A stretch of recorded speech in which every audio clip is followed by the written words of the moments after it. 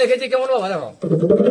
আজ মা কাঁদছে কুলহি কুলহি, সবার ঘরে দেখছি মা কাঁদছে কুলহি কুলহি, বাপ কাঁদছে গাছ তলে। এই দেখো ভাই এই কলি কালে, আজ বেটা বহের আমলে। এই দেখো ভাই এই কলি কালে, ও ভাই বেটা বহের আমলে।